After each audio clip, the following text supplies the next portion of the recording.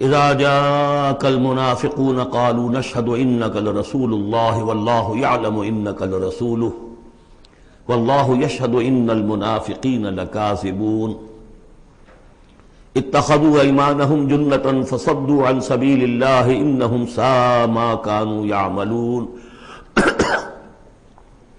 ذلك بانهم آمنوا ثم كفروا فطبع على قلوبهم فهم لا يفقهون صدق الله العظيم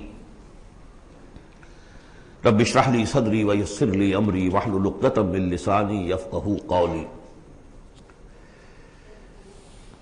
قرآن مجید میں جو مدنی صورتوں کا یہ سب سے بڑا گلدستہ ہے، اس کے ہم 4 جوڑے پڑھ چکے ہیں، 3 جوڑے، سورہ حدید اور سورہ مجادلہ، پھر سورہ حشر اور سورہ ممتحنہ، پھر مرکزی جوڑا سورہ صف اور سورہ جمعہ۔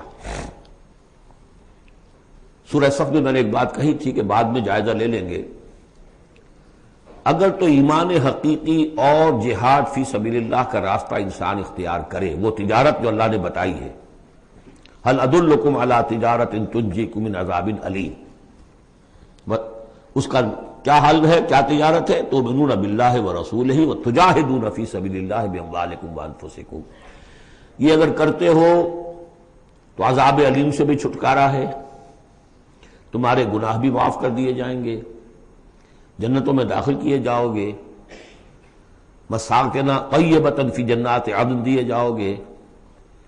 ایک خاص حد تک تمہارے ایمان اور عمل صالح کی جب ہم جانچ پرکھ کر لیں گے اور ثابت ہو گئے کہ تم نے حق ادا کر دیا، تو دنیا میں نصرت بھی آئے گی، فتح بھی ملے گی، اور سب سے بڑی بات یہ کہ تم اللہ کے مددگار قرار پاؤ۔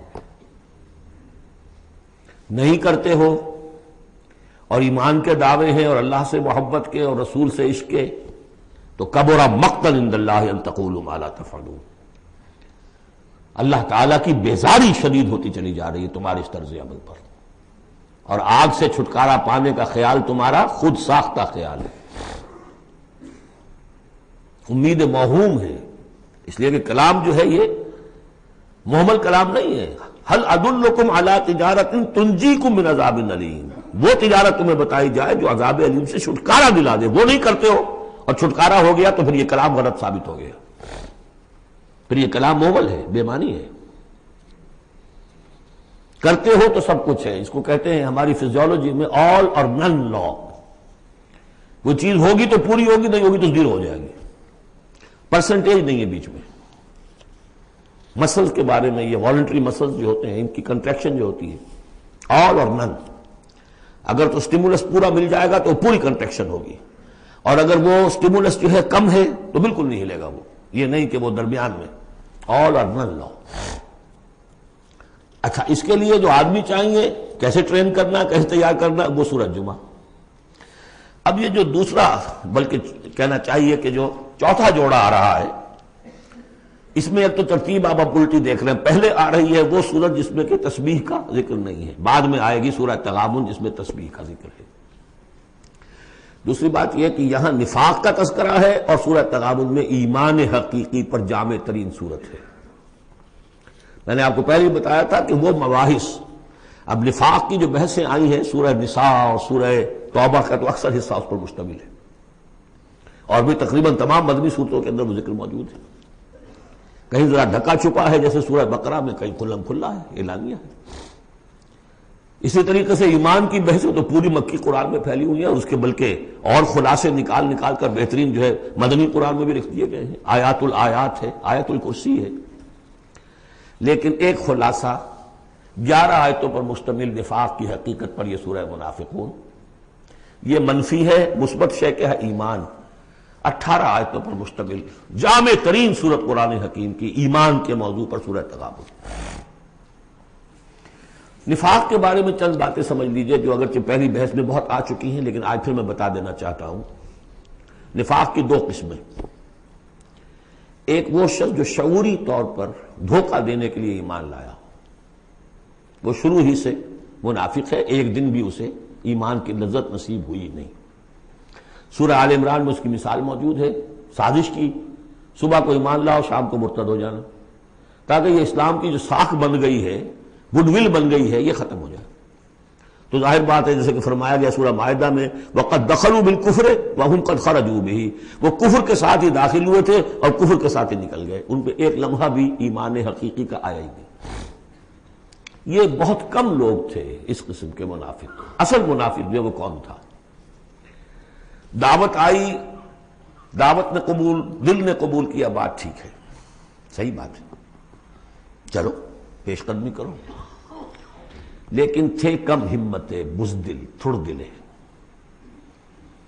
اب ظاہر بات ہے یہ دعوت تھی انقلابی دعوت، انقلابی دعوت میں تصادم کے مراحل آتے ہیں، اور وہاں جو ہے تکلیفیں، آزمائشیں، مصیبتیں، ایثار مال، بذل نفس، یہاں تک کہ وہ مرحلہ بھی آ سکتا ہے کہ نقد جان ہتھیلی پر رکھو اور میدان میں آ جاؤ۔ اب جو ذرا کمزور لوگ تھے ان کی ٹانگیں ذرا ہلنی شروع ہوئی، کپ کپی۔ پہلا مرحلہ یہ ہوا ان میں کہ انہوں نے اپنی قصور کو ماننا، ہم سے خطا ہو گئی، غلطی ہوئی۔ یہ سورہ توبہ میں پڑھ چکے ہیں، خلطوا عملا صالحا وآخر سیئا۔ اب یہ ہے کہ کسی وقت اچھے کام بھی کر رہے ہیں، کسی وقت کوئی برا کام بھی کر دیا، کبھی کوئی لبیک بھی کہہ دیا، کبھی کہیں کھسک گئے، لیکن اپنی غلطی مان لی کہ حضور ہم سے غلطی ہوئی، ہم کوئی جھوٹا بہانہ نہیں بناتے، آپ جو سزا چاہیں دے لیں، ہم حاضر ہیں۔ اس درجے کو کہیں گے ضعف ایمان، یہ نفاق نہیں ہے، ضعف ایمان۔ اگلا درجہ آتا ہے جب آدمی کی جو جھوٹی عزت نفس ہے، اخذت العزت بالاسم، وہ جھوٹی عزت نفس اسے کہتی کب تک مانو گے اپنی خطائیں، تم جھوٹا بہانہ کر دیا کرو، یہ تھا مسئلہ، وہ تھا مسئلہ، یوں تھا، ایسا تھا، خدا کی قسم نہیں، وہ تیسرا مرحلہ ہے۔ جھوٹا بہانہ جہاں شروع کیا نفاق شروع ہو گیا۔ لہذا منافقین کے ضمن میں ہمیشہ آپ کذب کذب کذب اس کو دیکھیں گے۔ اگلا مرحلہ آیا، انہوں نے دیکھا کہ یہ تو اب ہماری قسم، ہم جو بہانہ بناتے تو لوگ مسکراتے ہیں، کچھ وہ سمجھتے ہیں کہ یہ جھوٹا بہانہ بنا رہا ہے، لہذا قسمیں کھا کر موقت کیا اپنی قسموں سے۔ یہ سیکنڈ سٹیج میں ٹی بی آ گئی، نفاق کی T B in second stage, جھوٹا بہانہ فرسٹ سٹیج، جھوٹی قسم سیکنڈ سٹیج۔ ایک عرصہ آتا ہے کہ اس کے بعد اس پر بھی اعتماد لوگوں کا اٹھ جاتا ہے، تو اب ان کے اندر ایک شدید قسم کا ریئیکشن پیدا ہوتا ہے، ایمان اور اہل ایمان کی دشمنی پیدا ہو جاتی ہے، اور یہ دشمنی سب سے زیادہ ٹارگٹ کرتی ہے قائد کو۔ اس نے ہمارے لیے ساری مصیبت کھڑی کر دی، ہم آرام سے اپنے مدینے میں آباد تھے، رہ رہے تھے، یہ آ گیا، اس نے آ کر یہ سارا جو ہے معاملہ ہمارے لیے، بھائی کو بھائی سے جدا کر دیا، خاندانوں میں رفت پیدا کر دی۔ اب ہماری دوستیاں تھیں ان سے اوس اور خزرج کی دوستیاں تھیں، ان تمام یہودی قبائل سے ہمارے وہ سارے حلیفی تعلقات ٹوٹ گئے، وہ ساری دشمنی جو ہے اب یہ عداوت بن جاتی ہے اہل ایمان کی، اور خاص طور پر اہل ایمان کے قائد جو اس وقت کون تھے؟ محمد رسول اللہ۔ دس از دی تھرڈ سٹیج۔ یہ ٹی بی کی وہ تھرڈ سٹیج ہے جو پہلے کبھی ہو جاتی تھی تو ہم سمجھتے تھے کہ اب یہ لا علاج ہے۔ یہ ہے نفاق کی اصل حقیقت۔ اسی لیے اس وقت جو لوگ کسی تحریکی تصور سے آشنا ہی نہیں، انقلابی تصور دین ان کے سامنے آیا ہی نہیں، وہ منافق نہیں ہو سکتا، وہ ضعیف الایمان آدمی ہے۔ لیکن جو شخص ایک مرتبہ کسی تحریک کو، انقلابی تحریک کو قبول کر کے آگے آ جائے، اب وہ منافق ہو جائے گا اگر وہ ٹھیک نہیں چلتا ہے تو۔ یہ بات میری جو ہے آج پلے باندھ لیجئے۔ عام اس وقت مسلمان منافق نہیں، انہیں پتہ ہی نہیں کہ دین کا تصور یہ ہے، دین کا یہ مطلب ہے، مولویوں نے سمجھایا ہی نہیں۔ دین کا نام ہے نماز، روزہ، اور لیلۃ القدر مل گئی تو بیڑا پار، ساری زندگی کے سارے گناہ معاف۔ انہیں تو یہ تصور دیے گئے، حج کرائے تو پاک ہو کے آ گئے، اور عمرہ کیا تو پاک ہو کے آ گئے، باقی یہ کہ تم جس طرح چاہو کماؤ، ہمارے نذرانے آنے چاہیے، اللہ اللہ خیر صلی اللہ، وہ پیر ہوں یا علماء ہوں۔ لہذا وہ بیچارے، وہ منافق منافق نہیں ہے، وہ ضعیف الایمان ہے، جو بھی ہے وہ اللہ تعالیٰ جو معاملہ ان سے کرے۔ جو شخص کسی حقیقی انقلابی اسلامی تحریک سے متعلق ہو جائے، اس کو حق سمجھ کر، پھر اگر وہ پیچھے ہٹ رہا ہے اس لیے کہ قائد میں اسے کوئی چیز ایسی نظر آئی کہ یہ تو غلط کار انسان ہے، دھوکے باز انسان ہے، ٹھیک ہے، پیچھے ہٹ جانا چاہیے۔ اگر یہ طریقہ کار جو اس نے بتایا تھا یہ اس سے منحرف ہو گیا ہے، پیچھے ہٹ جانا چاہیے۔ جو اس نے طریقہ کار بتایا تھا اس وقت ہمیں معلوم ہوا تھا ٹھیک ہے، لیکن اب ہم سمجھتے ہیں کہ ٹھیک نہیں ہے، پیچھے ہٹ جانا چاہیے. یہ سب ٹھیک، اس میں نفاق نہیں ہوگا، لیکن محض اس لیے کہ اب مشقت کرنی پڑ رہی ہے، محنت کرنی پڑ رہی ہے، اپنے کیریئر پر آنچ آ رہی ہے، اپنے لیے جو ہیں اور زندگی کی لذتیں جو ہیں ان میں ہمارا گھاٹا پڑ رہا ہے، جائیے کہ کبھی امیر نے ڈانٹ دیا ہے. یہ تو ہوتا ہے جماعتوں کے اندر، ہوتا ہے، زجر بھی ہوتی ہے، توبیخ بھی ہوتی ہے. حضور نے یہاں تک بھی کہا کہ میرا جی چاہتا ہے کہ جو لوگ نہیں آتے فجر کی نماز میں کسی اور کو یہاں پر امام بنا کر کھڑا کر دوں اور جا کر ان کے گھروں کو آگ لگا دوں. یہ بھی تو کہا ہے محمد رسول اللہ صلی اللہ علیہ وسلم. تو بہرحال اس وجہ سے اگر کوئی پیچھے ہٹا تو وہ اس پروسیس میں آ جائے گا، اس کو اچھی طرح سمجھ لینا چاہیے. بسم اللہ الرحمن الرحیم. اذا جاءك المنافقون قالوا نشهد انك لرسول اللہ. اے نبی جب آپ کے پاس آتے ہیں منافق اور وہ کہتے ہیں کہ ہم گواہی دیتے ہیں، ہم کہتے ہیں، ہم اقرار کر رہے ہیں کہ آپ اللہ کے رسول ہیں. واللہ یعلم انک لرسول، اللہ جانتا ہے کہ آپ اس کے رسول ہیں. اللہ سے بڑھ کر اور کون جانتا ہے کہ آپ اللہ کے رسول ہیں. لیکن واللہ یشہد ان المنافقین لکاذبون، اللہ گواہی دیتا ہے کہ یہ منافق جھوٹے ہیں. یہ دل سے بات نہیں کہہ رہے. اتخذوا ایمانہم جنۃ، پہلی سٹیج کاذبون کے حوالے سے یہ جھوٹے ہیں، نفاق کی پہلی سٹیج. پھر انہوں نے اپنی قسموں کو ڈھال بنا لیا. اتخذوا ایمانہم جنۃ فصدوا عن سبیل اللہ، انہوں نے اپنی قسموں کو ڈھال بنا کر اور اللہ کے راستے سے رک گئے. خدا کی قسم یہ مسئلہ تھا، میں اس لیے نہیں جا سکا، میری بیوی بیمار تھی، کوئی دیکھنے بھالنے والا نہیں تھا. انہم ساء ما کانوا یعملون، یہ بہت ہی برا کام ہے جو کر رہے ہیں. ذالک بانہم آمنوا ثم کفروا، یہ وہ لوگ ہیں جو ایمان لا کر کافر ہوئے ہیں. یہ وہ لوگ نہیں ہیں جو دھوکے ہی سے ایمان میں داخل ہوئے تھے. تھوڑی سی پونجی انہیں ملی تھی ایمان کی، آئے تھے اس وقت بدنیت نہیں تھے، ان کی فطرت نے اپیل کیا تھا اس دعوت نے. لیکن اب جو پاؤں ان کے ہلے ہیں وہ انہیں کیا پتا تھا کہ یہ شہادت گاہ الفت میں قدم رکھنا ہے. لوگ آسان سمجھتے ہیں مسلمان ہونا، یہ تو انہیں معلوم نہیں تھا. یہ تو معلوم نہیں تھا وَلَنَبْلُوَنَّكُمْ بِشَيْءٍ مِّنَ الْخَوْفِ وَالْجُوعِ وَنَقْصٍ مِّنَ الْأَمْوَالِ وَالْأَنفُسِ وَالثَّمَرَاتِ وَبَشِّرِ الصَّابِرِينَ. وہ تو بن گئے تھے مسلمان. جیسے آئے حضور، پورے اوس اور خزرج کے قائدین ایمان لا چکے تھے، سارا قبیلہ لے آیا، ٹھیک ہو گیا. انہیں کیا پتا تھا کیا کچھ آ رہا ہے اس کے پیچھے. یہ ایمان جو ہے یہ تو یوں سمجھیے کہ ٹپ آف دی آئس برگ ہے، اس کے نیچے جو اصل جو آیا ہے برف کا توتا، تو وہ پھر ان کے پاؤں ہے. اس میں بھی جب تک اقرار ہو اپنے تقصیر کا تو وہ ذوف ایمان کہلائے گا، نفاق نہیں. خذ من اموالہم صدقۃ تطہرہم وتزکیہم بہا، ایسے لوگوں کا علاج بھی سورہ توبہ میں آ چکا ہے. لیکن جھوٹ بہانا پہلی منزل، جھوٹی قسم دوسری منزل، اور پھر عداوت آگے آئے گی چل کر اسی صورت میں. ذالک بانہم آمنوا ثم کفروا، یہ اس لیے کہ ایمان لائے پھر کفر کیا. فطبع علی قلوبہم، اب اللہ نے ان کے دلوں پر مہر کر دی ہے. فہم لا یفقہون، اب یہ تفقہ حقیقی تفقہ سے خالی ہو چکے. وَإِذَا رَأَيْتَهُمْ تُعْجِبُكَ أَجْسَامُهُمْ، جب اے نبی آپ انہیں دیکھتے ہیں ان کے جسم آپ کو بڑے اچھے لگتے ہیں، بڑے تن و توش والے ہیں. وَإِن يَقُولُوا تَسْمَعْ لِقَوْلِهِمْ، جب وہ آپ سے بات کرتے ہیں تو آپ بڑے غور سے سنتے ہیں. چودھری لوگ جو ہوئے، سرمایہ دار بھی ہوئے، چودھری بھی ہوئے، تو ان کی حیثیت ہے تو آپ توجہ سے سنتے ہیں ان کی بات. کأنہم خشب مسندہ، اے نبی یہ تو ان سوکھی لکڑیوں کے مانند ہیں جو اپنے بل پر نہیں کھڑی ہوا کرتی، انہیں ٹیک لگا کر کھڑا کیا جاتا ہے. یحسبون کل صیحۃ علیہم، اندر سے اتنے بودے ہیں کہ ذرا سی آہٹ ہوتی ہے تو ان کی جان پر بن جاتی ہے. وہ سمجھتے ہیں کہ پھر آئی کوئی مصیبت، کہیں اور سے پھر شاید کوئی حملے کی خبر آ رہی ہے اور پھر کوئی جنگ ہوگی، پھر کہیں گے نکلو اللہ کی راہ میں. یحسبون کل صیحۃ علیہم، اپنے اوپر ہی سمجھتے ہیں ہر آہٹ کو. ہم العدو، یہ تیسری سٹیج ہے. یہ اب اصل دشمن یہ ہے.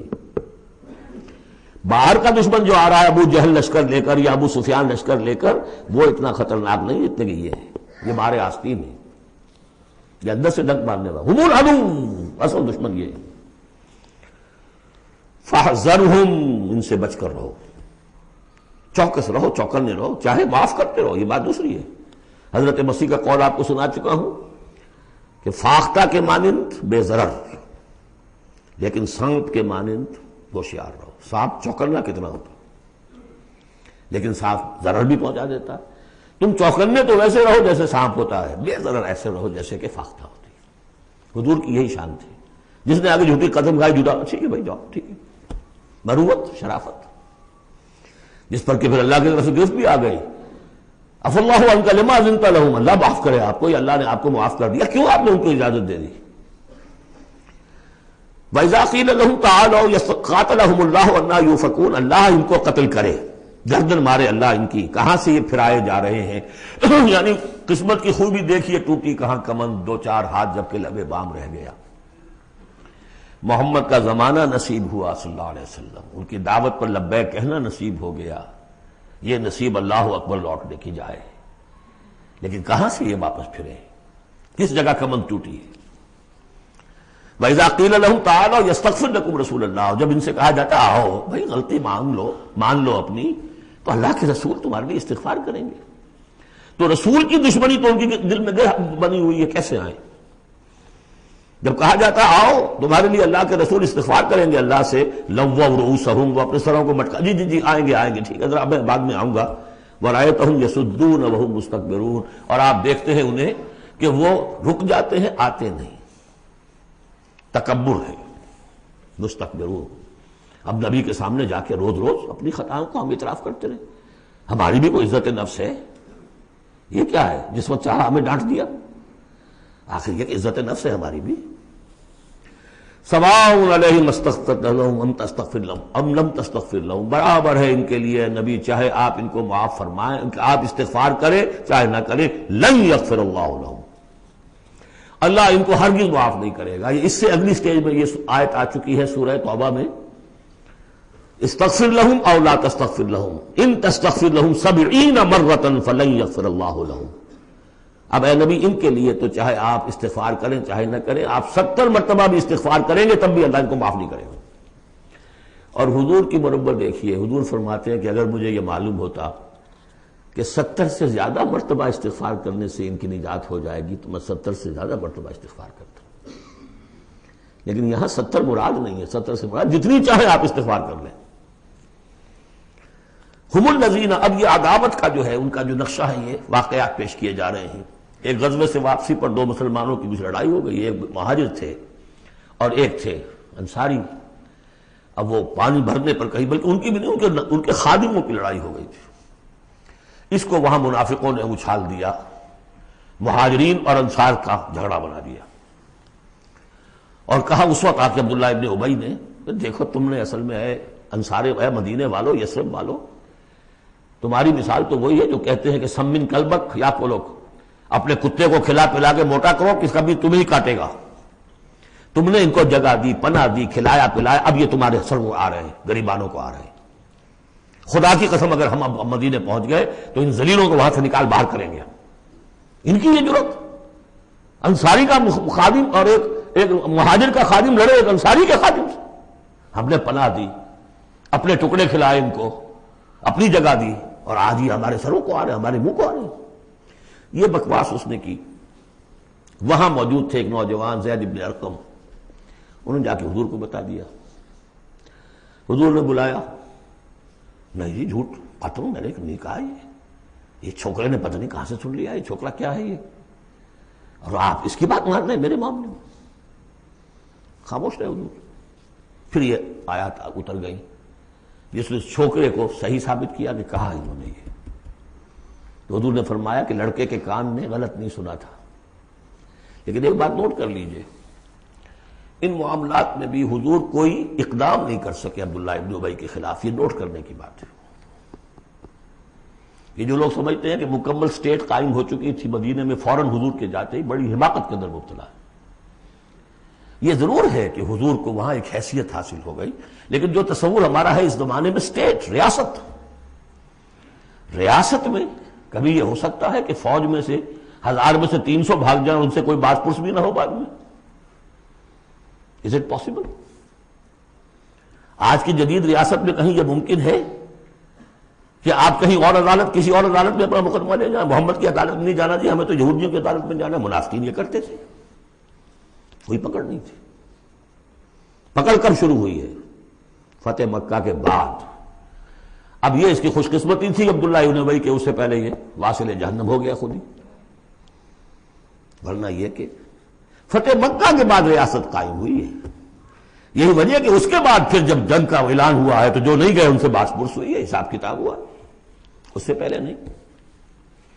تو اصل میں اسٹیٹ جو ہے عبداللہ ابن ابی کا یہاں پہ بھی خاموش۔ ایک موقع پر جب کہ تہمت کا معاملہ چل رہا تھا تو ایک دفعہ حضور کی زبان مبارک سے ایسے الفاظ میں نکل گئے، دکھا دل، کہ کیا کوئی شخص نہیں ہے کہ جو مجھے اس ایذا رسان شخص جو ایذا پہنچا رہا ہے اس کی ایذا سے بچا سکے۔ انڈیا ظاہر تھا صاف کہ کیا کوئی شخص اس کو قتل نہیں کر سکتا۔ اب واقعات مختلف آتے ہیں، ایک واقعے میں تو یہاں تک آتا ہے کہ سعد ابن معاذ موجود تھے، انہوں نے کہا کہ حضور آپ مجھے حکم دیجئے میں قتل کرتا ہوں اس کو۔ سعد ابن عبادہ تھے، وہ خزرج میں سے تھے، وہ فوراً تم یہ اس لیے کہہ رہے ہو کہ وہ خزرج کا آدمی ہے۔ تو معلوم یہ ہوا کہ وہ جو قبائلی عصبیتیں تھیں کسی نہ کسی درجے میں ابھی موجود تھیں، ایک دن میں صاف نہیں ہوتی یہ چیزیں۔ پھر حضرت سعد ابن عبادہ کہتے ہیں حضور سے، حضور اس شخص کے معاملے میں نرمی کیجئے، اصل میں اس شخص کو ہم بادشاہ بنانے کا فیصلہ کر چکے تھے، اس کے لیے ہم تاج تیار کر چکے تھے، آپ آئے تو اس کے سارے خواب جو ہیں وہ بکھر گئے، اس کا ایک طرز عمل ہے، لیکن یہ کہ اس کا اثر ہے ہمارے قبیلے میں۔ حکمت اور مصلحت کا تقاضا یہ ہے کہ اس کے خلاف اقدام نہ کیا جائے، یہ بات سمجھ میں۔ ابھی ریاست اس درجے کی نہیں تھی کہ ان تمام چیزوں کو بالکل، ان مصلحتوں کو بالکل نظر انداز کرتے ہوئے جو قدم چاہے اٹھا دیں، یہ نہیں۔ اب کتنا بڑا کفر ان کا چلا آ رہا ہے یہاں پر۔ ہم الذین یقولون لا تنفقوا علی من عند رسول اللہ حتی ینفضوا، یہی ہیں وہ لوگ جو کہتے ہیں کہ مت خرچ کرو ان پر جو اللہ کے رسول کے گرد جمع ہو گئے ہیں، دیکھنا ان بستیوں کو تم کے ویراں ہو گئیں، یہ سب بھاگ جائیں گے اگر تم ان کے اوپر خرچ نہ کرو، حتی ینفضوا، یہاں تک کہ وہ منتشر ہو جائے۔ وَلِلَّهِ خَزَائِنُ السَّمَاوَاتِ وَالْأَرْضِ، حالانکہ اصل خزانے کائنات کے آسمان اور زمین کے اللہ کے اختیار میں ہے، وَلَٰكِنَّ الْمُنَافِقِينَ لَا يَفْقَهُونَ، لیکن ظاہر بات ہے کہ منافقین اس کا فہم نہیں رکھتے۔ يَقُولُونَ لَئِن رَجَعْنَا إِلَى الْمَدِينَةِ لَيُخْرِجَنَّ الْأَعَزُّ مِنْهَا الْأَذَلَّ، اور وہ کہتے ہیں اگر ہم مدینے لوٹ گئے، اب چونکہ فوج واپس آ رہی تھی ایک جنگ سے، اب جب مدینے پہنچ جائیں گے تو لازماً جو عزت والے ہیں نکال باہر کریں گے ان ذلیلوں کو، اور ذلیل سے مطلب کمزور، ذلیل کا مطلب جو ہے وہ ہماری زبان میں جو ہوتا ہے کمینہ وہ نہیں ہے، ان کو ہم نکال باہر کریں گے۔ وَلِلَّهِ الْعِزَّةُ وَلِرَسُولِهِ وَلِلْمُؤْمِنِينَ، حالانکہ عزت تو اللہ کی ہے اور اہل ایمان کی ہے، اللہ کے رسول کی ہے اور اہل ایمان کی ہے۔ وَلَٰكِنَّ الْمُنَافِقِينَ لَا يَعْلَمُونَ، لیکن یہ منافق جانتے نہیں۔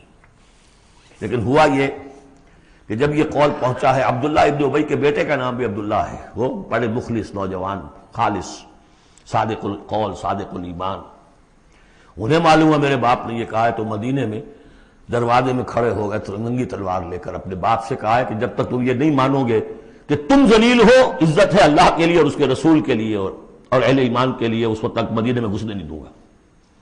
فریاد بھی کی، حضور سے بھی کہا، لیکن پھر کہنا پڑا اس کو کہ ہاں اللہ اور اس کا رسول اور اہل ایمان عزت والے ہیں، ہم ذلیل ہیں، تب داخل ہوں گے۔ یہ 8 آیات ہیں حقیقت ایمان، اس کی اصل بیماری، اس کی سٹیجز، پروگنوسس کہ کہاں تک یہ لے جا سکتی ہے بیماری کہ رسول کا استغفار بھی مفید نہ رہے، اور 3rd سٹیج دشمنی پیدا ہو جائے۔ اب اگلی 3 آیات جو دوسرے رکوع کی ہیں اس میں اس کا علاج ہے۔ علاج جو ہے ایک پریونٹیو ہوتا ہے، کیوریٹیو۔ پریونٹیو یہ ہے کہ اس مرض کی چھوت نہ لگے، ٹیکہ لگاؤ، اسمال پاکس کا ٹیکہ لگا دو، چھوت نہیں لگے گی۔ ایک یہ کہ اگر ہو ہی جائے تو پھر یہ ہے کہ اس کا علاج۔ پریونٹیو کیا ہے؟ یا ایھا الذین آمنوا لا تلھکم اموالکم ولا اولادکم عن ذکر اللہ، اہل ایمان تمہیں غافل نہ کرنے پائے تمہارے اموال اور تمہاری اولاد اللہ کی یاد سے۔ ومن یفعل ذلک فاولئک ھم الخاسرون، اور جو کچھ یہ کریں گے تو وہی خسارے میں رہیں گے۔ اب ذکر سے مراد صرف وہ ذکر نہ سمجھیے تسبیح، اللہ یاد رہے، اپنا فرض یاد رہے، آدمی چاق و چوبند رہے، اپنے فرض کی ادائیگی کے لیے کمر بستہ رہے، یہ سب ذکر میں ہے۔ جہاد سے غافل نہ کر دیں تمہارے مال اور اولاد، ان میں اتنا انہماک ہو جائے کہ وقت ہی نہیں، میں کیا کروں جی، وقت ہی نہیں۔ وقت کہاں سے آئے گا؟ آپ نے معبود بنا رکھا ہے اپنے سٹینڈرڈ آف لیونگ کو، سٹیٹس کو، سٹیٹس سمبل معبود ہے، اب اسی کو پوج رہے ہیں آپ، صبح سے شام اور رات کے اوقات میں بھی سوچ بچار اسی کی ہے، تب کہیں جا کر وہ سمبل جو ہے قائم رہتا ہے، تو کیسے ہوگا؟ اس کا جو ہے کیوریٹو ٹریٹمنٹ وہ کیا ہے؟ دیکھیے نفاق الف اس میں ڈال دیجئے، انفاق یہ اس کا علاج ہے. انفاق خرچ کرو خرچ کرو. نفاق کا اصل سبب کیا ہے؟ دنیا کی محبت. دنیا کا محبت کا سب سے بڑا مظہر کیا ہے؟ مال کی محبت. اور علاج بالمثل یہ ہوگا مال نکالو. یہ ہے اس کی اصل علاج. جیسے سورہ حدید میں ہم نے پڑھا تھا کہ زمین کے اندر ہل چلانا پڑے گا. ہل کیا ہے؟ ان المصدقین والمصدقات واقرضوا اللہ قرضا حسنا یضاعف لهم ولهم اجر کریم والذین آمنوا باللہ ورسلہ اولئک هم اب یہ گند نکال دو دل سے، پھر ایمان کا بیج پڑے گا تو لہلائے گی کھیتی. پھر صدیقیت کی طرف جاؤ چاہے شہادت کی طرف. یہ تمہاری استاد تباہ ہے. وَأَنفِقُوا مِمَّا رَزَقْنَاكُم مِّن قَبْلِ أَن يَأْتِيَ أَحَدَكُمُ الْمَوْتُ، اور خرچ کر دو اس میں سے جو کچھ ہم نے تمہیں دیا اس سے پہلے کہ تم میں سے کسی کی موت کا وقت آئے. فَيَقُولَ، پھر وہ اس وقت کہے رَبِّ لَوْلَا أَخَّرْتَنِي إِلَىٰ أَجَلٍ قَرِيبٍ، پروردگار اسے ذرا کچھ دیر کے لیے مؤخر کر دے. فَأَصَّدَّقَ وَأَكُن مِّنَ الصَّالِحِينَ، تو میں بڑی تصدیق کروں گا اور خیرات و صدقات سارا کچھ دے دوں گا اور میں بالکل صالحین میں سے ہو جاؤں گا. وَلَن يُؤَخِّرَ اللَّهُ نَفْسًا إِذَا جَاءَ أَجَلُهَا، جب کسی جان کا وقت آ جائے گا وقت معین، پھر اللہ اسے کسی صورت مؤخر نہیں کرے گا. قوموں کی اجل تو پھر بھی مؤخر ہوئی ہے، قوم یونس کی ہو گئی ہے، لیکن یہ کہ انفرادی اجل کبھی مؤخر نہیں ہوتی. واللہ خبیر بما تعملون، اور جو کچھ تم کر رہے ہو اللہ اس سے باخبر ہے. اب یہ تو تھا منفی نفاق. مثبت ہے ایمان. ایمان کے سلسلے میں جو باتیں سورہ حدید میں آئی تھیں، اب یہ پوری صورت، وہاں جو آیا تھا قتال اور جہاد اور حدید، یہ ساری چیزیں آئی تھیں نا، انزلنا الحدید اور انبیاء کی بعثت کا مقصد، وہ سارا مضمون سورہ صف میں آ چکا ہے. اس کے لیے کیسے انسان آئیں گے وہ سورہ جمعہ میں آ چکا ہے. سورہ حدید میں بھی آیا تھا هو الذی ينزل علی عبدہ آیات بینات لیخرجکم من الظلمات الی النور، وہی ہے اللہ جو نازل کر رہا ہے اپنے بندے پر آیات بینات تاکہ وہ نکالے تمہیں اندھیروں سے روشنی کی طرف. لیکن سورہ تغابن میں ایمانی مباحث اور جامع ترین صورت ہے. میں حیران ہوں، میں چاہتا تھا کہ ایک گھنٹے میں 3 صورتیں ہوں، 2 بھی نہیں ہو پا رہی ہیں. لیکن ایک بات یہ ہے کہ سورہ حدید کے بعد نمبر 2 میں سمجھتا ہوں کہ یہ سورہ مبارکہ بھی اللہ نے مجھے عطا کی.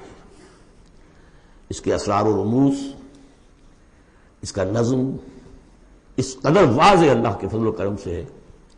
آپ بھی نوٹ کر لیجئے، اس میں صرف اشارات ہو سکتے ہیں. 2 رکوع ہیں، 10 آیتیں اور 8 آیتیں.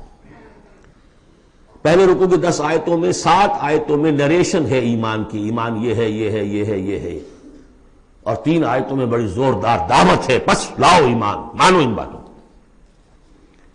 دوسرے رکوع کی 8 آیتوں میں سے پہلے 3 میں ایمان کے ثمرات بیان ہوئے، پہلے 5 میں ایمان حقیقی اگر ہے تو اس کا یہ ثمرہ ہے یہ ثمرہ ہے یہ ثمرہ ہے. اس درخت میں اگر آم کا درخت صحت مند ہے تو آم لگتے ہیں کہ نہیں؟ تو ایمان کا درخت صحت مند ہے اگر تو اس میں کوئی ثمرات لگیں گے، کوئی پھل لگیں گے کہ نہیں؟ یا ٹھونڈی ہے؟ وہ درخت وہ پھل کون سے ہیں؟ کچھ داخلی پھل ہیں جو انسان کے اندر کھلتے ہیں پھول، کوئی باہر ہیں جو ظاہر ہوتے ہیں. اور پھر آخر میں 3 آیتوں میں زوردار دعوت ہے کہ ان تقاضوں کو پورا کرو. بسم اللہ الرحمن الرحیم. یسبح للہ ما فی السماوات و ما فی الارض. یہ تیسری مرتبہ یسبح آ گیا. ایک مرتبہ سورہ جمعہ میں، ایک مرتبہ سورہ حشر میں آ چکا تھا. یسبح لہ ما فی السماوات والارض، وما فی کے تکرار کے بغیر. دوسری مرتبہ سورہ جمعہ کے شروع میں، تیسری مرتبہ یہ تغابن. لہ الملک و لہ الحمد. اب یہ ساری چیزیں آ چکی ہیں سورہ حدید کے اندر. بادشاہی بھی اسی کی ہے، حمد بھی اسی کے لیے. وہو علی کل شیء قدیر، وہ ہر چیز پر قادر ہے. هو الذی خلقکم، اسی نے تمہیں بنایا ہے نا. فمنکم کافر ومنکم مومن. تو کتنی عجیب بات ہے کہ تم میں سے کوئی مومن ہے کوئی کافر ہے. بنانے والا تو سب کا ایک ہے. سب کو مومن ہونا چاہیے، سب کو اس کا شکر گزار ہونا چاہیے، سب کو اس کے سامنے جھکنا چاہیے. لیکن واقعہ یہی ہے، هو الذی خلقکم، اس نے بنایا تم سب کو. فمنکم کافر ومنکم مومن واللہ بما تعملون بصیر. اور جو کچھ تم کر رہے ہو اللہ دیکھ رہا ہے. اس میں بڑا ایک یوں سمجھیے کہ بڑی دھمکی ہے، اللہ دیکھ رہا ہے. یعنی یہ کہ جو بھی اس کی مخلوق میں سے اس کا کفر کرے پھر اس کے ساتھ وہ نمٹے گا اس سے. واللہ بما تعملون بصیر، ہم تمہیں دیکھ رہے ہیں، تمہاری حرکتیں ہماری نگاہ میں ہیں. کیا مطلب ہوتا ہے اس کا؟ خلق السماوات والارض بالحق، اس نے آسمان اور زمین پیدا کیے ہیں ایک پرپس کے ساتھ. باطل نہیں ہے یہ تخلیق، عبث نہیں ہے یہ تخلیق، حق کے ساتھ، با مقصد، با نتیجہ. اور خاص طور پر تم اس کی کریشن کا کلائمیکس، وَصَوَّرَكُمْ فَأَحْسَنَ صُوَرَكُمْ، اور تمہاری جو نقشہ کشی کی ہے تو کتنی عمدہ کی ہے. انسان کا جسم، اس کا اریکٹ پوسچر، پھر کس طریقے سے جو اس میں جنسیں بنائی گئی ہیں، کس قدر کامل ہم آہنگی ہوتی ہے. پھر چہرے پہ جو نقش و نگار ہے، ایک ایک چیز پر غور کرو. فَصَوَّرَكُمْ وَأَحْسَنَ صُوَرَكُمْ، بہترین صورت بنائی تمہاری. وَإِلَيْهِ الْمَصِيرُ، اسی کی طرف لوٹ کر بھی آنا ہے. یہ سب کچھ بنا کر ایسے نہیں چھوڑ دیا تمہیں.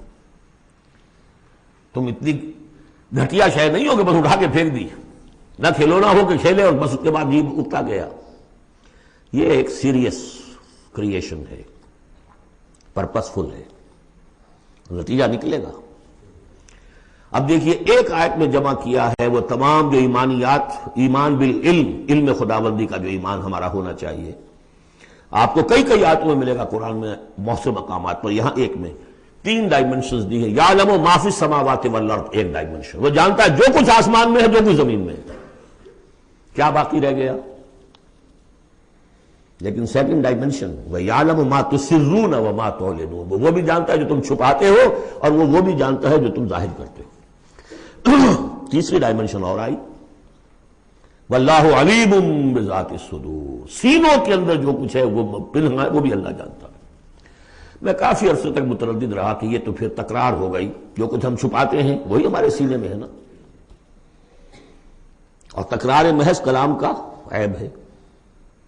یقیناً یہاں کوئی اور بات ہونی چاہیے. تو جب انکشاف ہوا کہ اس سے مطلب ہے even your sub conscious mind which even you don't know yourself what is lurking in the subconscious mind، تمہارے تحت الشعور کے اندر جو طوفان اٹھتے رہتے ہیں اللہ تو اس سے بھی واقف ہے. He knows you through and through، وہ تمہارے جین سے واقف ہے. هو عالم بكم اذ انتم اجنة في بطون امہاتکم، اپنی ماؤں کے پیٹ میں جنین کی شکل میں تھے، اللہ تب بھی جانتا تھا تمہیں.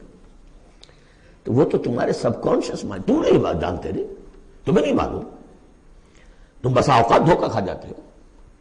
تمہارا تحت الشعور جو ہے وہ تمہیں دھوکہ دیتا ہے، لیکن اللہ اس سے بھی واقف ہے.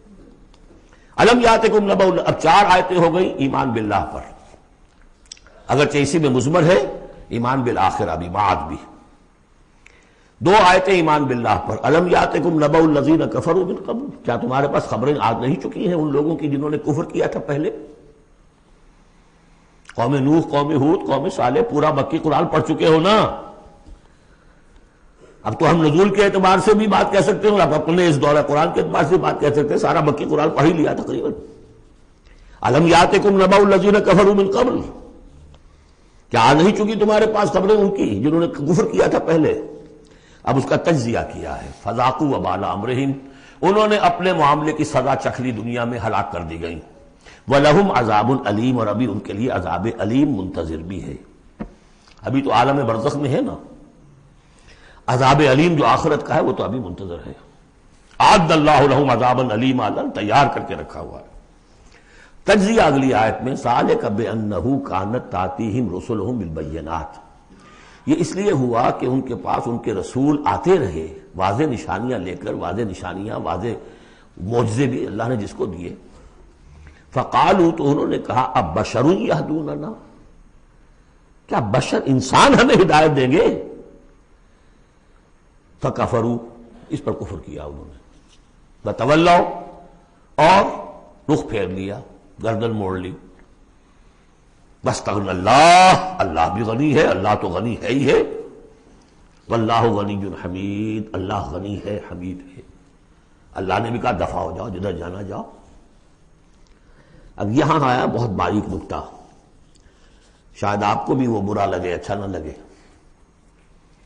دیکھیے ایک ہی بیماری ہوتی ہے وہ کبھی کسی شکل میں ظہور کرتی ہے، کبھی کسی شکل میں ظہور کرتی ہے. وہی کینسر ہے، اس کی کسی جگہ کا جا کر کوئی سیکنڈری بنے گی تو اس کی کچھ اور شکل ہو جائے گی، کسی اور ٹشو میں کسی اور جگہ جائے گی تو اور شکل ہو جائے گی.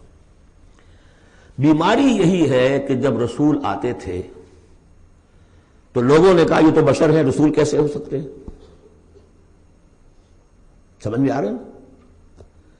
یہی بیماری آئی بعد میں، جس کو رسول مان لیا، یہ بشر کیسے ہو سکتے ہیں؟ کوئی فرق ہے اس میں؟ وہاں بشر سامنے تھا، ہاتھ پاؤں والا، اس کا بیٹا ہے، اس کا پوتا ہے، اس کا پڑپوتا، ہم جانتے ہیں اس کو، کون ہے یہ وہی تو ہے نا. بشر سامنے تھا. بشریت کی بنا پر رسالت کا انکار، نبی کیسے ہو سکتا؟ اور جس نے نبی مان لیا خدا بناؤ، یا تو اس کو خدا کا بیٹا تو بناؤ کم سے کم، اور نہیں تو کم سے کم بشریت سے تو نکالو اس کو.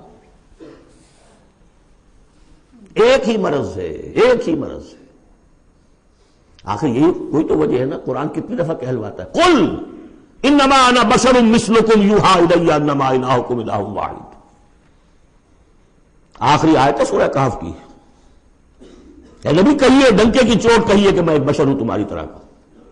ہاں وہی ہوئی ہے مجھ پر کہ تمہارا الہ تو ایک ہی ہے اور وہ الہ اللہ ہے.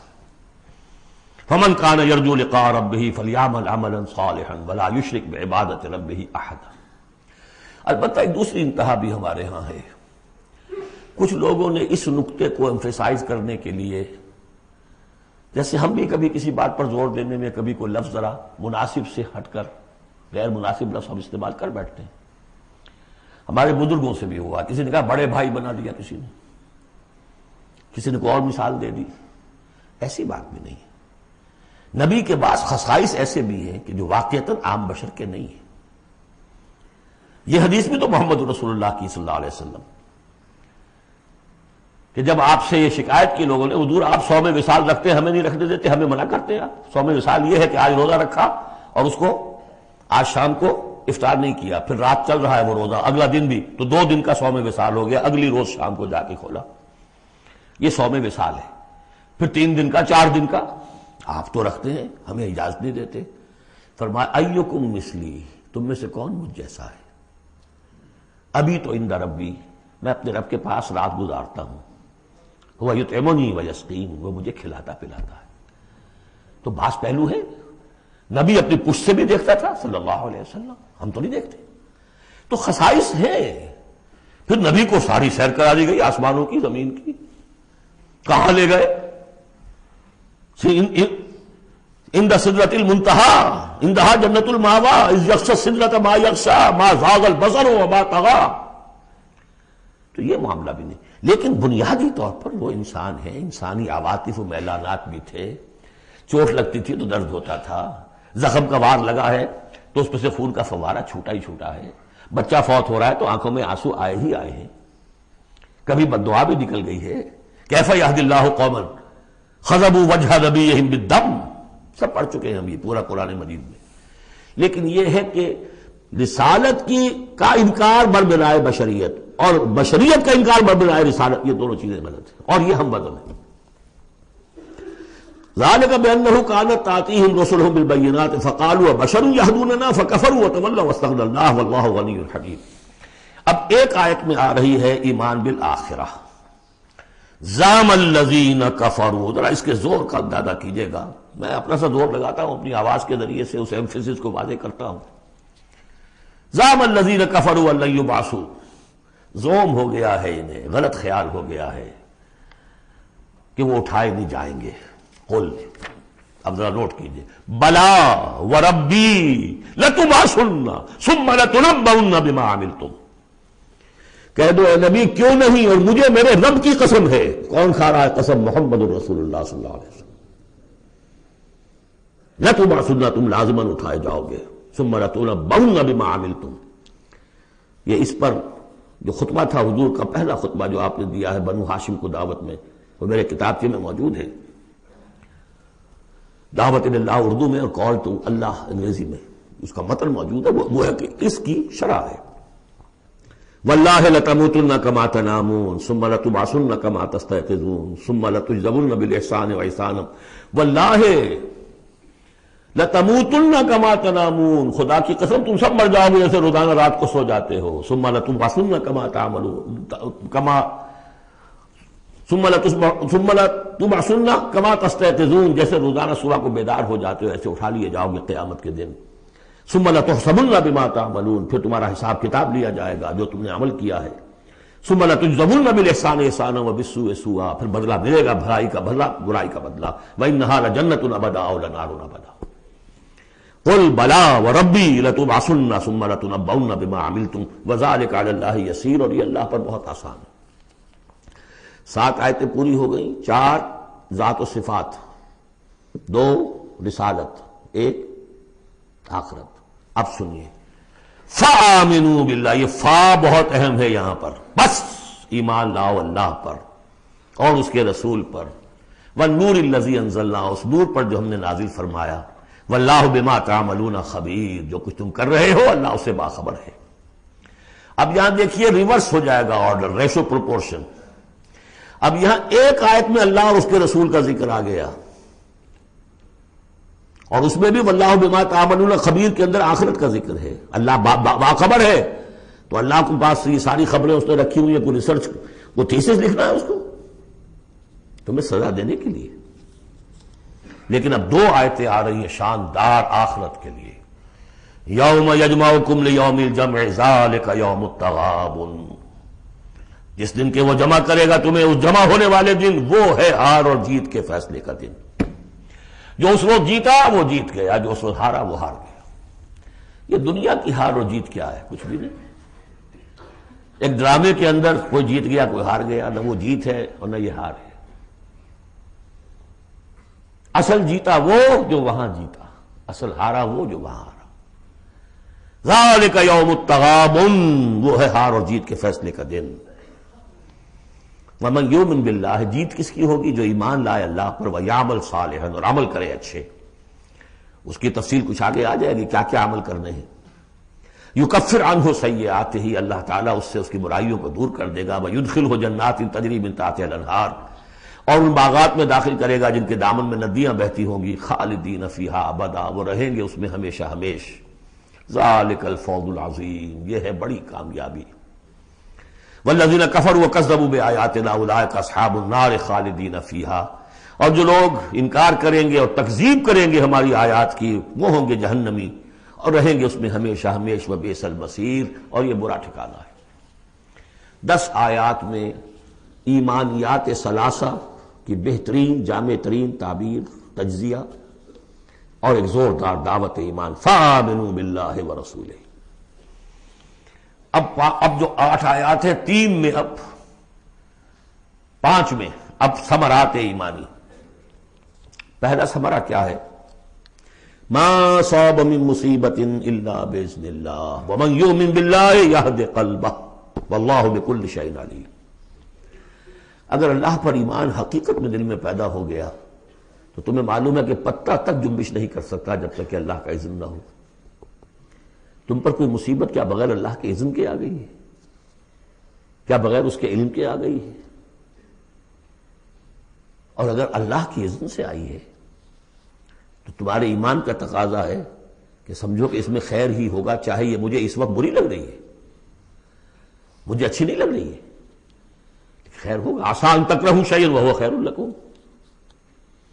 لہذا بندہ مومن کی زبان پر کیا دل میں بھی کبھی اللہ کے خلاف شکایت کا انداز پیدا نہ ہو. یہد قلبہ، تسلیم و رضا، جو اللہ کی طرف سے آئے.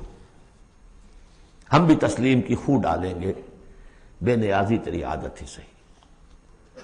نہ شبد نصیب دشمن کے شبد ہلاک تیرت، سر دوستاں سلامت کے تو خنجر آزمائی. اے اللہ جو تیری طرف سے خیر، بیدک الخیر. یہ تسلیم و رضا ہے، مقام تسلیم.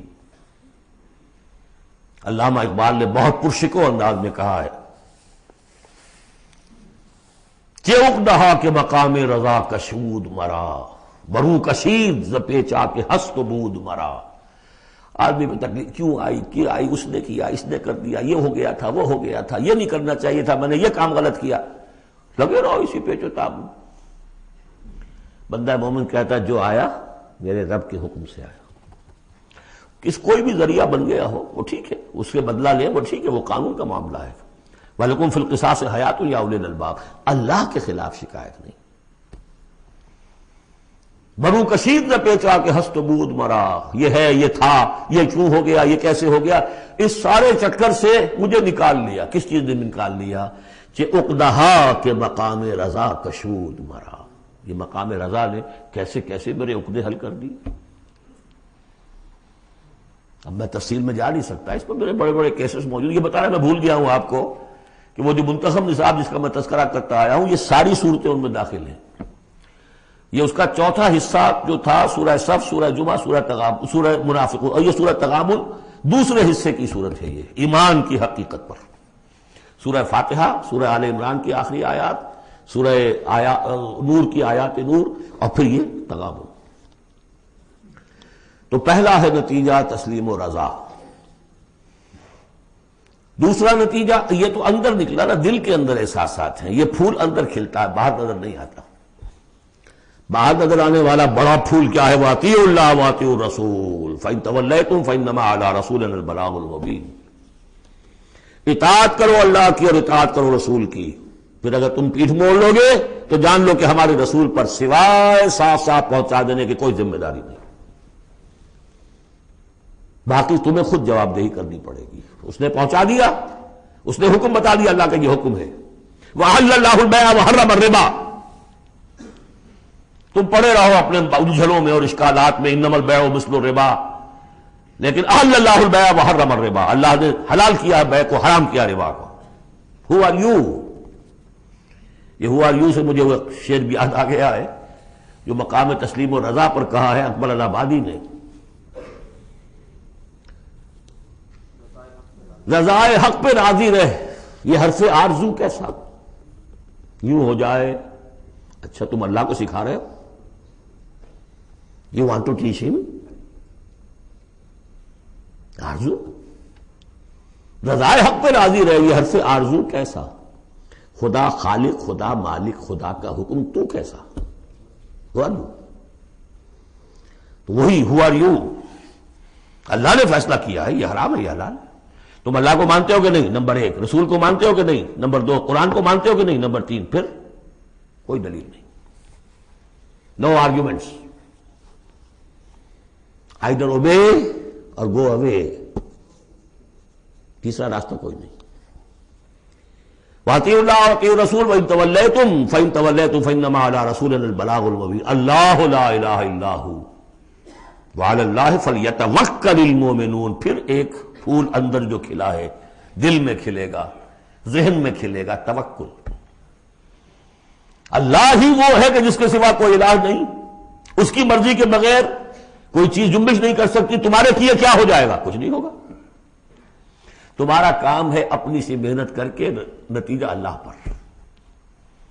سارے وسائل موجود ہو تب بھی یہ نہ سمجھنا کہ یہ کام میں کر سکتا ہوں۔ گاڑی ہے، آج ہی ٹیوننگ بھی کرائی ہے، اس کے ٹینک بھی فل ہے، سب کچھ ٹھیک ہے، میں صبح ضرور جاؤں گا، نہیں جا سکتا۔ جب بھی یہ کہو گے ایمان سے دور ہو گئے۔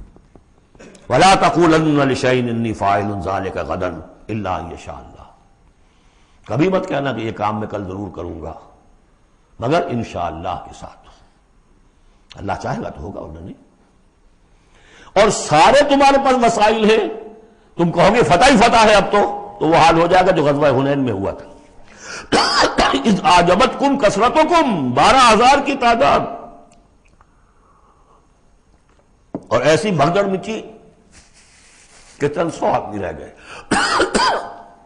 یہ بھی بڑی محنت کر کے سید سلیمان ندوی صاحب نے کھود کریٹ کے نکالے ہیں کہ 300-400 آدمی تھے۔ استاد نے جو لکھا ہے شبلی نے وہ تو یہ ہے کہ 30-40 مسلمان رہ گئے تھے صرف 12,000 میں سے۔ تیسرا یہ پھول ہو گیا اندر والا۔ اب چوتھا، بڑے خطرناک معاملات آ رہے ہیں، ذرا توجہ سے سنیے۔ یا ایھا الذین آمنوا ان من ازواجکم واولادکم عدوا لکم فاحذروہم، اے ایمان کے دعوے دارو، تمہاری بیویوں اور تمہاری اولاد میں سے تمہارے دشمن ہیں، ان سے اپنے آپ کو بچا کر رکھو۔ فاحذروہم، یہی ہم پڑھ چکے ہیں پہلے لفظ، حضور سے کہا گیا تھا ہم العدو فاحذرہم قاتلہم اللہ انا یؤفکون۔ بیوی کی محبت ہے، بیوی کی فرمائش یہ ہے۔ اب میاں صاحب جو ہیں کیا کہیں، مجبوری، بچوں کو اچھے سے اچھا تعلیم دینی ہے، حلال سے نہیں ہوتی، حرام سے۔ گھر بار چھوڑو، ملک چھوڑو، جاؤ باہر، بوڑھے ماں باپ مر رہے، پانی دینے والا کوئی نہیں، اور ڈالر اور پیٹرول ڈالر کمانے کے لیے بیٹے گئے ہوئے باہر، کیا کریں؟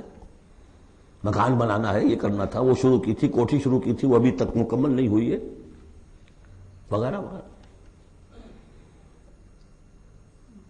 اور کہیں اگر اللہ نے توفیق دے دی ہے دین کی طرف بڑھنے کی اور کام کرنے کی، تو سب سے پہلے تو آڑے آتی ہے عام طور پر بیوی۔ دماغ خراب ہوا آپ کا، وہ بھی تو بڑا دیندار ہے، آپ سے زیادہ لمبی داڑھی ہے اس کے، وہ تو ساری رشوتیں بھی لیتا ہے اور یہ بھی کرتا ہے وہ بھی کرتا ہے، آپ ہی بڑے دیندار بن کر آ گئے۔ ناشتے پہلے ہوتے تھے پراٹھوں کے اور انڈوں کے، اور اب مل رہی ہے سوکھی روٹی، ظاہر بات ریزنٹمنٹ تو ہوگی۔ ان من ازواجکم واولادکم عدوا لکم فاحذروہم، یہ بالکل الٹی باتیں ہیں ہمارے تصورات کے بالکل برعکس۔ انقلابی تحریک کے اعتبار سے 100% ہر چیز فٹ بیٹھتی ہے، وہ تصور نہ ہو تو یہ ساری باتیں جو ہیں یہ ایسی منتشر ہو جاتی ہیں، انمل بے جوڑ سی ہیں۔ یا ایھا الذین آمنوا ان من ازواجکم واولادکم عدوا لکم فاحذروہم، لیکن اس کے ساتھ ہی دیکھیے بیلنس کیا ہے، یہ میرے نزدیک قرآن مجید کے اعجاز کا ایک بہت اہم مقام ہے، جہاں ایک طرف یہ بتا دیا چوکس رہو، چوکنے رہو، سانپ کی طرح ہوشیار رہو، بیوی اور اولاد کی محبت تم سے کوئی غلط کام نہ کرا دے، لیکن یہ بھی نہیں کہ گھر کو آپ میدان جنگ بنا لیں، بلکہ معاف کرو، بخش دو، ساتھ یہ بھی ہے بیلنس کا ہے۔ وَإِن تَعْفُوا وَتَصْفَحُوا وَتَغْفِرُوا، تین الفاظ آ رہے ہم مانی، اگرچہ معنی مختلف ہے۔ عفو کہتے ہیں کسی کو ڈھیل دینا، داڑھی کے لیے بھی آیا ہے حدیث میں اعفوا اللحیٰ، داڑھیاں چھوڑو، داڑھیوں کو بڑھاؤ۔ عفو کے معنی ایک تو پکڑ لیا فوراً چھوڑو، ڈھیل دو۔ تصفحوا، کبھی کبھی ایسا بھی ہو کہ کوئی غلطی ان کی دیکھی اور ذرا دیکھی اندیکھی کر دی، چہرہ اپنا پھیر لیا، اسے پتہ ہی نہ چلے کہ دیکھا ہے، ابا جان نے دیکھا ہے یا شوہر نے دیکھا ہے، کیونکہ ہر بات کو پکڑیں گے اگر آپ تو ضد بھی پیدا ہو جائے گی، کسی وقت جو ہے ایک نیگیٹو سائیکالوجی ڈیولپ ہو جائے گی۔ وَتَغْفِرُوا، تغفروا بخش دینا، یعنی جیسے کہ مغفر جو ہے سر کو ڈھانپ لیتا ہے، ڈھانپ دینا ان کی غلطی کو۔ وَإِن تَعْفُوا وَتَصْفَحُوا وَتَغْفِرُوا فَإِنَّ اللَّهَ غَفُورٌ رَحِيمٌ، تو اللہ بھی تو غفور اور رحیم ہے نا۔ تم چاہتے ہو کہ نہیں، جیسے سورہ نور میں آیا تھا کہ اے ابو بکر تم نے اپنے اس بھانجے یا اپنے عزیز مستح کا جو ہے جو مدد کرتے تھے روک دیا ہے، کیا تم نہیں چاہتے کہ اللہ تمہیں معاف کرے؟ اگر تم چاہتے ہو اللہ تمہیں معاف کرے تم بھی اس کو معاف کرو۔ وَإِن تَعْفُوا وَتَصْفَحُوا وَتَغْفِرُوا فَإِنَّ اللَّهَ غَفُورٌ رَحِيمٌ۔ اب یہ آ گیا، دیکھیے پہلے ایک انڈیویجول، ایک مرد مومن، اس کی زندگی میں دو پھول اندر کھلے، ایک باہر والا پھول جو ہے وہ گوبھی کا پھول ہے بہت بڑا، اندر والا ہے تسلیم و رضا توکل، اور باہر والا جو ہے اطیعوا اللہ واطیعوا الرسول، وہ تو ظاہر بات ہے کہ پورے دین کے اوپر جو ہے وہ محیط ہو گیا جو بھی حکم ہے۔ لیکن اب اس کے بعد ایک فرد کے گرد سب سے پہلا حلقہ کیا ہے؟ اس کی اولاد، اس کا گھر۔ ان من ازواجکم واولادکم عدوا لکم، یہ تمہارا ایٹیچیوڈ ہونا چاہیے اپنے گھر میں۔ ایک طرف تو وہ جو طبعی محبتیں اللہ نے ڈالی ہوئی ہیں، کہیں وہ تم سے تمہاری منزل کھوٹی نہ کرا دیں، کہیں دین کے راستے پر بڑھنے سے رکاوٹ نہ بن جائے، ہوشیار رہو، فاحذروہم، ان سے بچو۔ لیکن ساتھ ہی ہے کہ گھر کی فضا کے اندر عفو، درگزر۔ دوسرا انما اموالکم واولادکم فتنہ، جان لو تمہارے مال اور تمہاری اولاد تمہارے لیے فتنہ ہے، اسی پر تو ہم آزما رہے ہیں تمہیں۔ زین للناس حب الشہوات من النساء والبنین والقناطیر المقنطرۃ من الذهب والفضة والخیل المسومۃ والانعام والحرث، یاد ہے کہ نہیں سورہ آل عمران کی آیت؟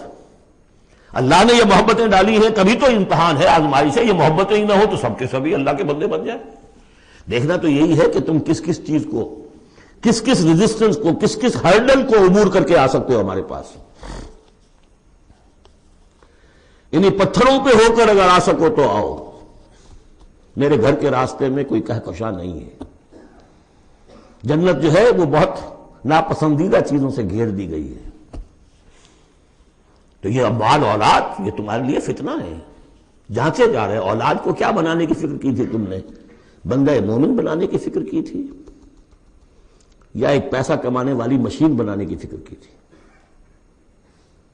اور اچھی طرح جان لیجئے کسی شخص کے دل میں ایمان کتنا ہے اس کا اصل انڈیکس وہ یہ ہے کہ وہ اپنی اولاد کو کیا بنا رہا ہے. اس نے خود کتنا ہی بہروپ جو ہے وہ بنا بیٹھا ہو، بہت بڑا عالم دین اور مسند نشین اور بہت بڑا صوفی اور بہت بڑا مرشد، لیکن یہ دیکھیے اس نے اپنی اولاد کو کیا بنانے کی کوشش کی ہے. اس کا اصل جو باطن ہے وہ وہاں نظر آئے گا. ویلیوز جو اس کے اندر ہیں وہ وہاں نظر آئیں گے. اب آئی تیسری بات، انما اموالکم واولادکم فتنہ واللہ عندہ اجر عظیم. اللہ ہی کے پاس اجر عظیم ہے. اولاد سے بھی تم یہ نہ سمجھنا کہ تمہارے بڑھاپے کا سہارا بن جائے گا، یہ بھی کچھ پتہ نہیں. کیا پتہ یہی اولاد بڑھاپے میں ٹھوکریں بھی مارے. ٹھوکریں اگر پاؤں سے نہیں ماریں گے زبان سے ماریں گے. سینہ تان کر کھڑے ہو کر کہیں گے، باتیں کریں گے، ابا جان کیا آپ باتیں کرتے ہیں، دقیانوسی دوسری باتیں آپ کرتے ہیں، زمانہ بدل گیا، آپ کو کیا معلوم.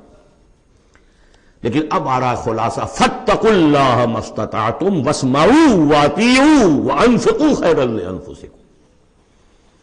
اللہ کا تقوی اختیار حد امکان تک، اور سنو اور اطاعت کرو، سنو اور اطاعت کرو. اطیعوا الرسول تو پہلے آ چکا تھا، یہاں یہ کیوں کہا گیا؟ سوچا کبھی آپ نے؟ اس لیے کہ رسول کی اطاعت، رسول کے زمانے میں رسول کے امیر جس کو مقرر کیا اس کی اطاعت بھی تھی کہ نہیں؟ من اطاعنی فقد اطاع اللہ ومن عصانی فقد عصى اللہ ومن اطاع امیری فقد اطاعنی ومن عصى امیری فقد عصانی.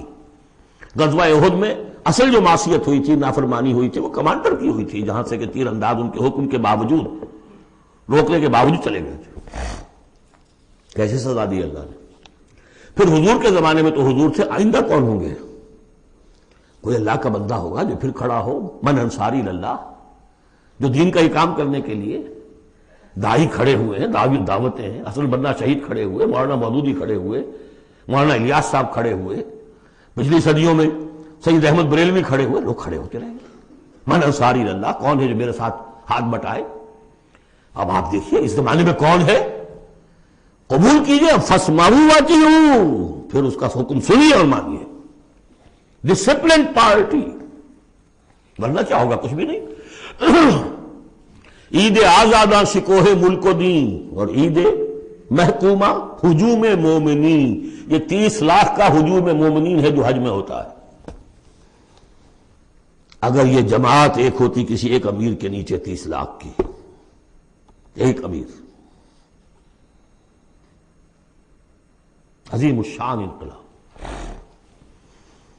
وانفقوا، اور خرچ کرو، خیرا لانفسکم، یہی تمہارے لیے، خود اپنے لیے بہتر ہے. لگا دو جو بھی کچھ دیا ہے. وہی دیکھیے جہاں پہ سورہ حدید، آمنوا باللہ ورسولہ وانفقوا مما جعلکم مستخلفین فیہ فالذین آمنوا منکم وانفقوا لهم اجر کبیر ومن یوق شح نفسہ فاولئک هم المفلحون. اور جو اپنی جی کے لالچ سے بچا لیے گئے، بخل سے نجات پا گئے، وہی ہیں کہ جو اصل میں فلاح، آخری فلاح کو پہنچیں گے. ان تقرضوا اللہ قرضا حسنا، اگر تم اللہ کو قرض حسن دو، یضاعف لکم، وہ تو اس کو تمہارے لیے دگنا کرے گا، چوگنا کرے گا، 700 گنا کرے گا. فیغفر لکم، اور تمہیں بخش دے گا. واللہ شکور حلیم، اللہ شکور بھی ہے، حلیم بھی ہے. شکور اتنا ہے کہ تم جو بھی کچھ کرتے ہو قدر کرتا ہے کہ میرے بندے نے یہ کیا میرے لیے. اور حلیم اتنا ہے کہ تم نہیں بھی دیتے تو فوراً تمہاری گردن نہیں ناپتا. حلیم التبع ہے. عالم الغیب والشہادہ، وہ جاننے والا ہے کھلے اور چھپے کا، تمہارے سامنے جو کچھ ہے وہ بھی اور جو تم سے غائب ہے اس کا بھی. العزیز الحکیم، یہ وہ صورت تھی جس کے شروع میں العزیز الحکیم نہیں آیا تھا، یہاں اختتام پر آ گیا. وہ العزیز ہے الحکیم.